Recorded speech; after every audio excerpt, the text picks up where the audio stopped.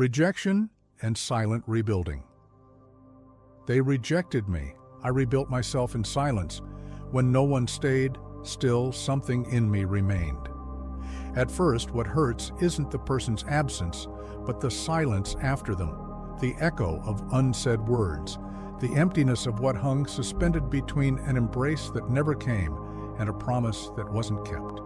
Rejection has a sound no one hears from outside, but it vibrates within like a constant hum. It doesn't just take someone away, it leaves a space.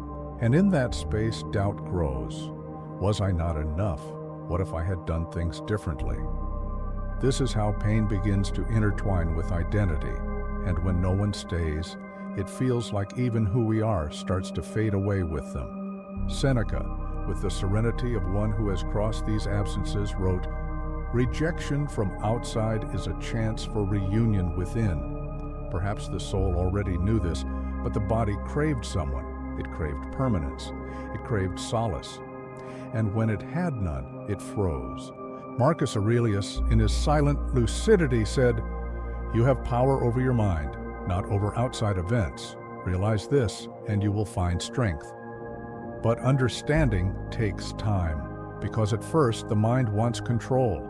It wants explanations. It wants the impossible, to go back in time and redo everything. And meanwhile, the pain grows in silence. It grows unnoticed. It grows until it fills everything.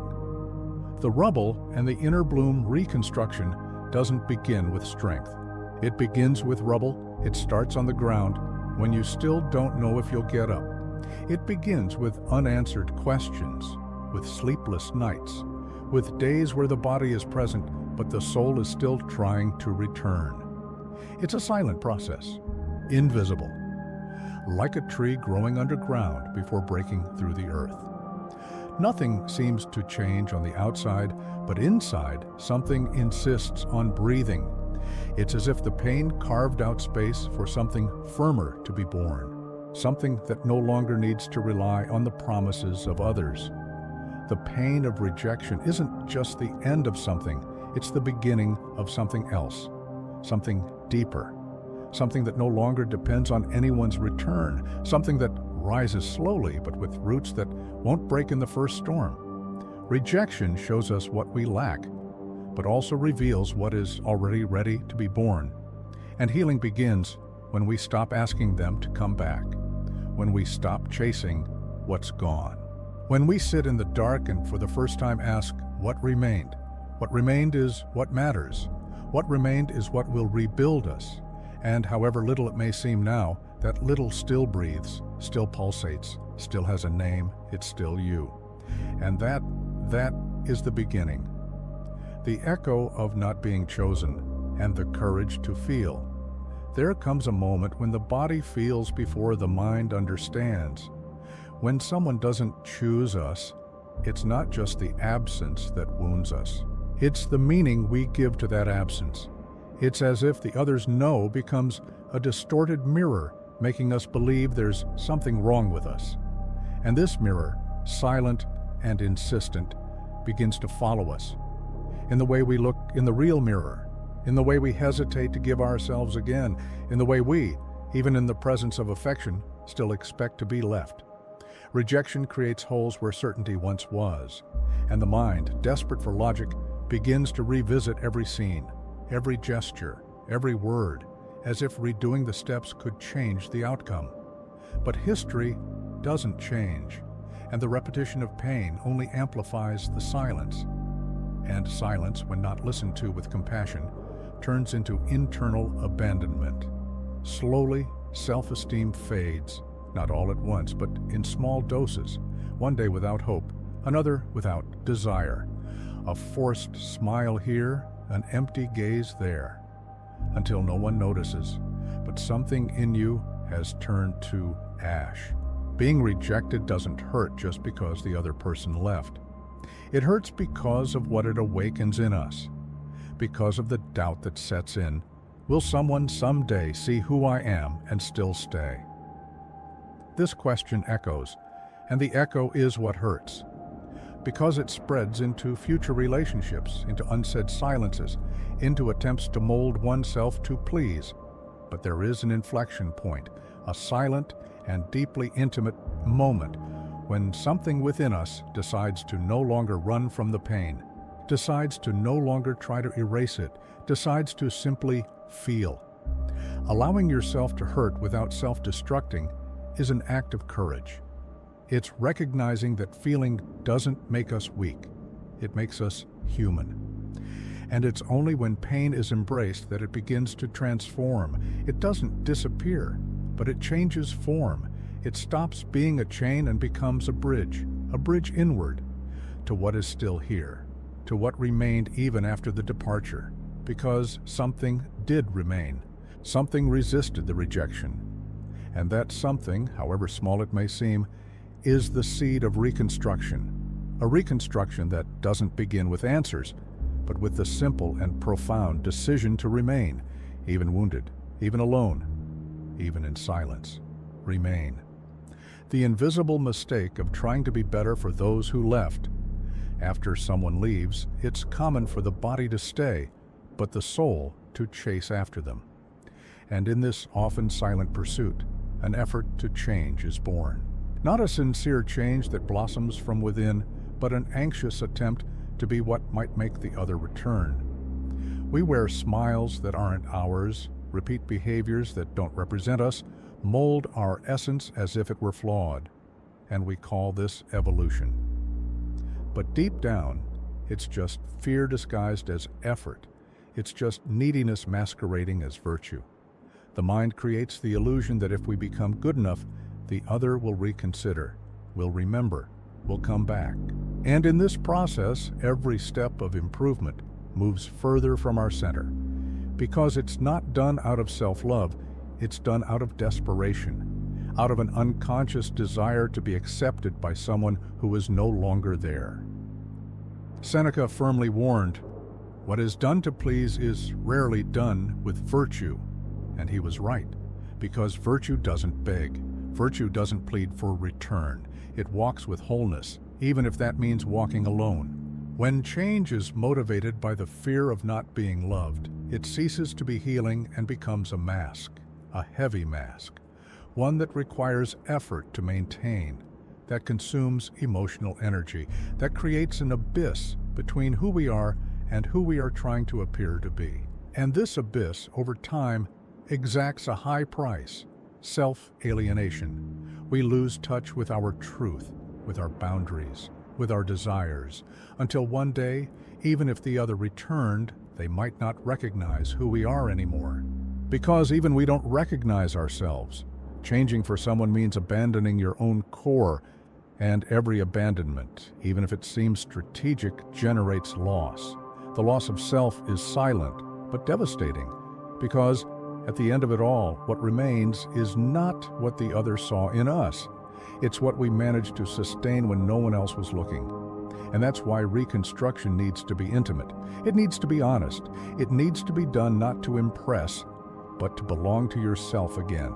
That is the return that matters, the return inward, to the inner home that should never have been left. When this reunion happens, what the other thinks or does no longer defines the path.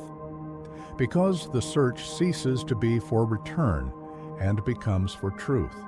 And truth never demands that you change yourself to fit into someone's heart. Truth only demands one thing: that you don't lose yourself again trying to be who you are not. The silence that suffocates and also saves.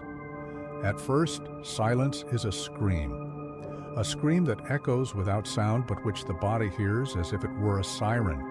It is the sound of absence, the noise of rejection, the sound of a presence that doesn't return. And the more the silence grows, the more it seems to crush you from within, as if time stops with every second that no message arrives, no gesture is made, when all that exists is the emptiness left by those who left. Silence in this first moment seems like punishment. It seems like a penalty, but it is not. It is a passage. Because little by little, silence transforms. It stops being the place of absence and becomes a space of reunion. In the beginning, it hurts because it forces us to listen to what we always muffled. But then it begins to cleanse, to reveal, to show what lies behind the noise of longing, of anger, of doubt. When there is no one else to listen, we begin to listen to ourselves. And this listening is perhaps the most radical act of self-love one can experience. Not listening to justify, not listening to fix, just listening to embrace. Marcus Aurelius knew this. He meditated in silence every morning, not to escape, but to remember who he was, beyond roles, beyond praise, beyond losses. Because silence is memory, but it is also presence. It doesn't bring easy answers, but it brings true questions. And these questions, when not avoided, begin to show paths. Not paths to go back, but paths to move forward with more truth, with more awareness, with more courage. There is an almost secret, yet profoundly transformative practice. Writing what you never had the courage to say, even to yourself. Writing without filter, without fear of seeming weak, without the intention of showing anyone, just to see, just to touch what is hidden. Because sometimes what holds us back the most is not the pain, it is the denial of it. And writing, in this sense, is allowing the soul to speak to the paper, to speak to its own story, to speak to itself with the kindness no one else offered. Silence, then, stops suffocating and begins to save, not magically but gradually. It becomes a refuge instead of a threat. It becomes ground instead of an abyss. And on this new ground made of listening and presence, the soul finds something that had been lost, the ability to trust itself, to sustain its own silence without breaking, to be whole even without answers. Because sometimes what heals is not being heard by others. It is, finally, listening to yourself deeply and remaining, even in the dark, even in silence, remain. What rejection teaches about value and about boundaries. Sometimes it's not the other who rejects us. It's us who, out of fear of losing, fail to choose ourselves. And when this repeats, when self-love is constantly postponed to fit into spaces that don't sustain us, rejection becomes a reflection. It's no longer just the end of a relationship. It's the symptom of something deeper, the lack of clear boundaries, the difficulty of saying no, the habit of allowing, of accepting too much, of swallowing too much, of silencing too much, all to not be left, all to not be excluded. But in this attempt to remain, we end up losing ourselves. The pain of rejection brings to light what was once invisible. It shows the gestures that hurt, but were silenced. It shows the concessions we made without realizing. It shows the tolerance that went beyond what was healthy. And above all, it shows how little we thought we deserved, because no one takes something from us that we protect with clarity. They only invade what we leave open. They only take what we haven't established as sacred. Rejection then can be liberation, but only after anger gives way to lucidity. Only after we stop blaming ourselves and start listening to ourselves. Seneca precisely said, "Virtue does not shout. It simply leaves when it is not respected." And this silent departure is often confused with weakness, but it is not. It is maturity. It is dignity. It is the most integral gesture of someone who has learned that their value cannot depend on the other's gaze. That boundaries are not a barrier against love, but a path for it to flourish with truth, without bargaining, without humiliation, without fear. And this learning, however painful it may be, is what transforms rejection into strength. There is an internal practice that can become a landmark, remembering everything you tolerated for fear of being abandoned. Not to blame yourself, but to understand, to see the pattern, to clearly see where you began to drift away from yourself. Because we can only truly rebuild when we recognize where we broke, and almost always we broke first within. In the place where we stopped saying enough, where we stopped saying not here, where we stopped saying I matter too. Rejection teaches, It teaches about the other, yes, but much more about us, about what we need to protect, about what we can no longer allow, about what we want to build from now on. And this learning doesn't need applause. It doesn't need witnesses. It just needs to be lived with honesty, with firmness, with that kind of love that, even wounded, decides to rise, not to prove anything, but to exist with more presence, with more clarity, and with the silent courage to never again put yourself last. The metaphor of the broken ground and the flower that grew there. There are scenes that feel like endings, when everything collapses, when someone leaves, when what was once certainty turns into silence. In that instant, everything breaks, and the ground which seemed firm cracks. It cracks not just outside, but inside too. The soul bends, the body bows, hope retreats, and pain occupies the space that once was home to dreams. But even in this broken landscape, something insists, something silent, something invisible, something that makes no noise but resists. Because there is life even in the cracks, there is life even in what breaks.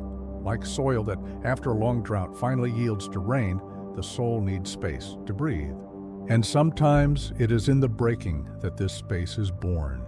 It is there, in the crack, that air enters, that light penetrates, that the flower sprouts.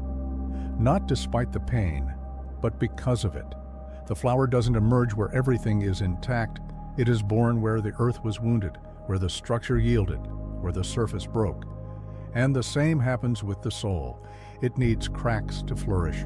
It needs losses to rediscover itself. It needs rejection to remember what truly matters.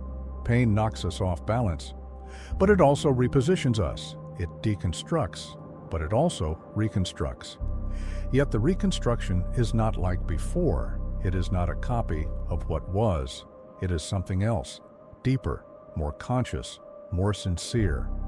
And even if still fragile, this new version already carries something the previous one didn't. Roots. Roots in its own value. Roots in its own truth. Roots in what, even broken, remained. Because not every loss is ruin. Some losses are just beginnings disguised as endings. Rejection, in this sense, is like the breaking of the earth. It hurts, yes, but it prepares. It prepares the ground. It prepares the space. It prepares the heart. And then, one day, without warning, something blooms. A new way to love, a new way to be with yourself, a new breath, a new gaze, and above all, a new certainty that even broken, you are still fertile ground, still a refuge, still possible, still are. What if all of this wasn't an ending, but a new beginning? What if the pain that made you fall was exactly what allowed you to grow deeper roots? And what if the flower that now blooms only exists because one day you allowed yourself to break? The ground broke, but the soul resisted. And that is already a miracle, already a rebirth, already a flower. They left, but I stayed with myself, and that was the beginning. In the end, what remained was not the emptiness of absence. It was the presence that resisted. It was the silent persistence of one who decided, even amidst shattered pieces, to remain whole. Because there was a moment when everything could have collapsed, and inside it even did collapse. But something remained, something endured, something that didn't depend on external affection, on recognition, on validation. Something essential, something that only those who pass through rejection with open eyes are capable of finding themselves. Seneca said, "No one is more rejected than he who has never accepted himself." And perhaps that's what hurt the most, having expected the other to embrace us when we didn't yet know how to embrace ourselves, having placed in the other's love the hope of finally feeling sufficient. But when that expectation shatters, what remains might seem like devastation. And it is. But it is also liberation, because the pain of rejection, when traversed with awareness, leaves traces of clarity. It shows with precision where we were absent from ourselves. Marcus Aurelius taught us that suffering shapes us, but only if we use it as a mirror. And this mirror, sometimes harsh, reveals the face we avoided, the part of us that nullified itself, that bent, that waited too long. But it also reveals the part that remained, that took a deep breath, that even in silence began to rebuild itself, not to prove anything, but to be, simply to be, with more firmness, with more presence, with more truth. Stoic reconstruction doesn't need applause. It doesn't demand answers. It doesn't seek spectacle. It happens in everyday life, in the simple act of moving forward, in the gaze that refuses to lose itself again, in the choice not to mold oneself to fit. It is silent but potent, because it is made with leftovers, with scraps, with broken memories that, when united, form something new. Something that no longer depends on who stayed or left. Something that at last belongs only to you. And in the end, when we look at everything that has passed, we realize they left. Yes, but I stayed. I stayed with myself. With hands still trembling, but firm. With a heart still sensitive, but whole. With eyes still teary, but clearer. And that was the beginning. The beginning of a love that doesn't leave, that doesn't need to be asked for, that doesn't beg for return. A love that is self-sufficient, a love that is refuge, a love that finally blossomed where before there was only silence. And it was in that silence that I found myself, and it was there that I was reborn.